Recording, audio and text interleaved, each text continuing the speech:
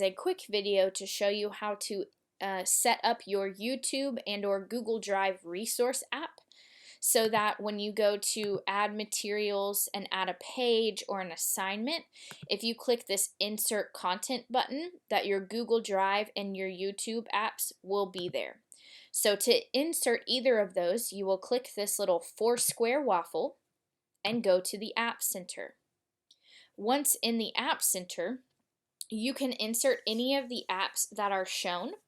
Keep in mind, if this is an app that you would normally have to go to a website and log in with a paid subscription, you will still have to do that. So just because it shows up here does not mean that it's free for use.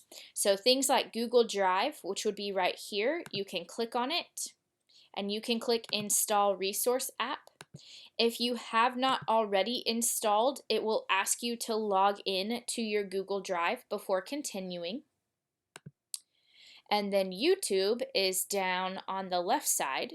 You can click YouTube, Install Resource App, Agree, and Install. And then these will be ready for use so you can embed or import things from YouTube or your Google Drive resource app.